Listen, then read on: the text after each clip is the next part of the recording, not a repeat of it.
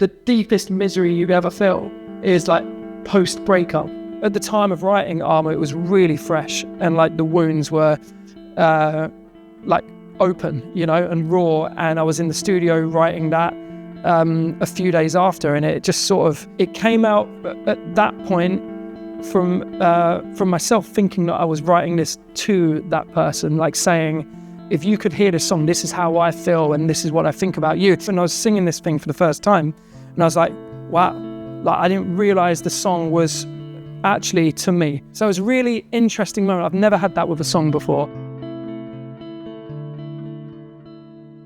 Sam, thanks so much for doing Music Box. It was brilliant. Thank you very much. Smashed it. So this is 2 new songs. So you got Oh Okay. Yes. Yeah, so we talk about that one first. Okay, let's talk about that one. Yeah. It's sort of about, well, it's not sort of, it's completely about the what I call the post game of a relationship that's ended. So I kind of took I don't know, influence from being dumped in the past, which has happened to a lot of us. We can all Speak for yourself. Yeah.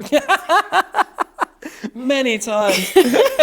Just been booted to the side. Right. But that feeling, right, of when you're so close, and then all of a sudden you're not anymore, but both of you are so in each other's heads that you're trying to make each other jealous from afar. And it's kind of, it is this real rush to be as blasé as possible about the whole thing that used to mean so much. But not just being blasé and not caring to yourself in your own world. You have to put that on show, because otherwise how are they not going to Because it's like a competition, and it's like who's winning more at life now. We're not together. Like, yeah, exactly. So I like that you kind of worked in this quite like kind of petty nature, because I don't think that's anything that people would associate you with. Oh, I'm well petty. So, yeah, incredibly so. Like, then you wrote this, and this was based on like a real thing, and then was it cathartic to write? It was, yeah. It was kind of, I don't know, you never forget those moments, right? Like no matter how long ago they happened. And we're going back like 13 plus years that this happened. But I don't know, I find it fun to write. I've never been dumped since. Right. Okay, so it's like good karma. Yeah. So, but yeah, like looking back, like I'm stoked to have been with my partner now for like 12, 13 years basically. But yeah, drawing on memories before that's been interesting to write from. Yeah, it's clearly been at the back of your mind for a while. Yeah, but it does. It stays with you because you see it in other facets of your life that they're not romantic, they're like completely platonic, whether it's like working relationships or what we'll talk about with the next song, Armour, like friendships or like working relationships breaking down. You kind of still operate in that same manner. Yeah. Like it's very much like I must let people know that I'm doing fine. And not just people, but that person has to know, and they're thinking the same thing. And it's just this portion of humanity that all of us have. I don't think anyone's transcended that. No. So like, I think we've definitely all been there. And I think also probably, especially like in the internet age, when you can post stuff to like, you know, the filtered Instagram pictures or whatever. Pete's, no, right? And just that's the problem. Like stalking is so easy these days. Just lurking in misery. Exactly. So anyway, no, it's brilliant, and again, super relatable, I think. And it's kind of, I think it's fun for fans, I imagine, to kind of see like a slightly different side of you. Armour, which is like the B-side. Yeah, this is like the super serious one, you know. No, Armour is about resentment, and a lot more visceral and less maybe playful than Oh Okay. But then again, Oh Okay still, although it's portrayed in a playful manner, it's not to say that those instances when you're in them aren't really painful. Like when I look back to those moments, it's like the deepest misery you ever feel is like post-breakup, when you've been with someone that means a lot to you, and just anything like that. All of us can relate to that feeling. So it's not to sort of, I don't know, minimize that. But Armour is about resentment, which is like something that you carry, and it's a different kind of pain, I think. It's a bit more, it's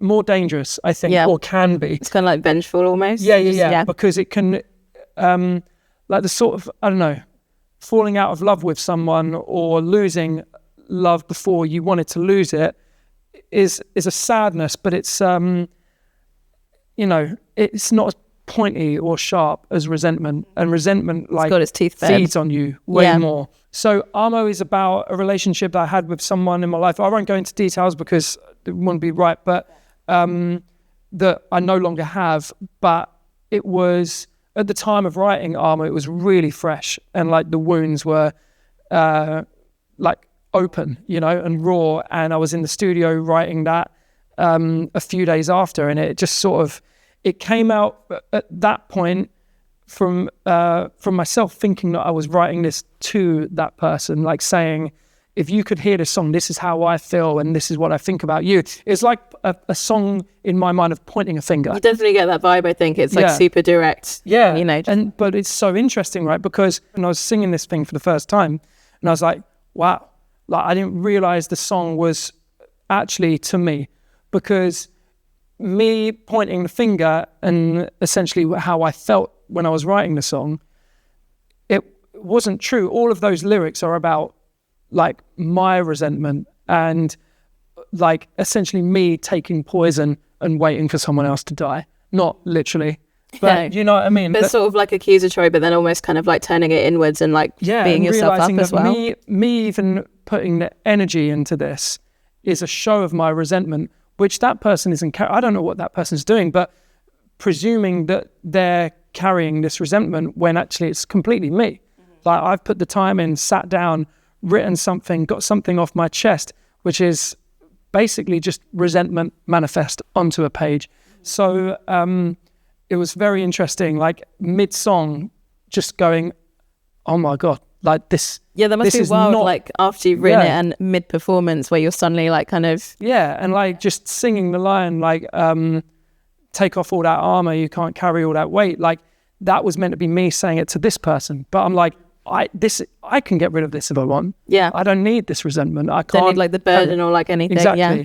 So it was a really interesting moment. I've never had that with a song before. Oh. And it was quite magic actually. Just feeling that, like, because, you know, sometimes you can sing music and go through the motions and it's like, it's the worst thing ever. You know, never want to reach that point as a singer. Like you always want to try and tap into the feeling and be in flow with it. But this seems to kind of reflect like a kind of wider period of creativity for you, because you're out in Nashville now, you've got your studio, working on an album. Yes. Yeah, all very exciting. And then you just announced this big Wembley Arena show, which is really exciting. How are you feeling about that one?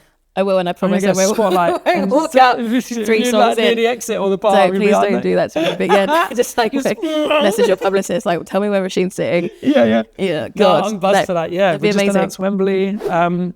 I remember seeing my first ever show there. My first ever time seeing a gig in my life was at Wembley Arena. Who was seeing it? Sum 41. Oh, amazing. That's the Slick Infected tour. Yeah, wicked brilliant. album. And like I remember picturing it in my mind when I got the tickets. As like, I don't know even how I would have got it. It must have been like my parents would have got me tickets and probably put them in a birthday card or something like that, you know? Yeah, I remember thinking, oh, what it's going to be like. And it was in my mind, I'm not kidding, it was like a living room, but like a big living room where everyone would sit in a circle, like a school assembly, and they'd be there and you could talk to them or just like say, I'll play this song. So you're disappointed when you were like, when I turned up, 20,000 like people away a little mouse in London for the first time. Just like, what the... That's very sweet. I was so far back. It's kind of a wild feeling that you're now going to be like on that stage though and thinking like maybe there's some people in the audience hopefully not thinking the same, having gone to the gig thinking like I thought Sam Ryder was going to be in my living room. Outraged. But I've still got the I framed the tickets like years ago because it was like, to be honest, I was like a bit of an anorak with that. Like I'd always keep all the tickets to shows and put them in little frames. And I've still got that Sum 41 one and I've got the seat number that I was in, so I'm going to leave something under. That's really sweet. Yeah, nothing malicious, just something nice under the chair. So if you live in anywhere around the country and want to come see us play, that's going to be our biggest show this year, which I'm And if you're in a certain seat, well, check under the seats. Yeah, check under the seats. I mean, like, be careful. Like, if there's something dodgy, it wasn't me that left it there. And then new music. So what, can you give an idea of like what fans can expect from album? The whole sort of genre and I guess colour of the record is what I'm calling frontier soul, which is definitely not something kind of like inventing a new genre by any means. It's just combining things in my life that I love, which is old westerns, scores from like this certain era of Hollywood. So we're talking about kind of like the good, the bad, and the ugly, and kind of like that spaghetti western kind of thing as well. And, so like, a lot of those westerns when they were filmed overseas as well, like to save money, which is such an interesting part of that history. but the way that they're filmed, the color grading, the scores, even just me and my granddad watching them over and over again together, and still do, it's a real big part of my life, and it's a part I really look fondly on and enjoy. And then mixing that with soul music, which I've always enjoyed singing. So it's kind of like the frontier aspect isn't just kind of this hang 'em high Tarantino thing. It's like, what does frontier mean? And it's sort of like a boundary line which you haven't explored or crossed, and it's like exploration, really. So I feel like music, not to get too wafty about that stuff, but you know what it is, you do have to push your boundaries and make stuff that you feel connected to. Yeah. And I think that is a certain way that you can explore as an artist, right? But I cringe, toes are curling in my shoes as I'm saying this, but I know you understand what I mean. Yeah, and I think also pompous, what you kind of have previously been doing, I think, fans would be, I think, totally understanding and not disappointed at all if you've been doing like a similar sound, like maybe more into like the rock side of things. Yes. But I think it's really lovely that you are kind of pushing yourself into this new thing, and also it just suits your voice so well. Yeah, like that kind of soulful kind of. I'm so excited for what I can do on the next record as well. Like I've been listening to tons of bands that I hadn't dug back into for years, like Propaganda, like sort of amazing Canadian punk band who I used to listen to tons. They've just actually put a record out. Oh, nice. But listening to it, I'm like, I remember making stuff like this, like in 2014 and stuff like that, just in my shed. And it'd be cool one day to pick up the thread on that. And like, really, the sky's the limit. Just because you make like one album doesn't mean, like the first album, like this album's nothing like it. But, yeah. And that's freeing. Like to think that we're certainly living in an era of music creation where you don't have to be pigeonholed. Yeah. And you don't have to pigeonhole yourself if you don't want to. 100%. You can make a lot of different stuff. So yeah, buzzing about that. So tickets for your tour on sale now? Yes. And Armour and OK also out now? Mate, you know absolutely 100% more than I do. That's fine. Well, Sam, it's been really lovely catching up with you. Mate, Thanks for coming on. Thanks for Music Box. Thank you. Smashed it. Peace.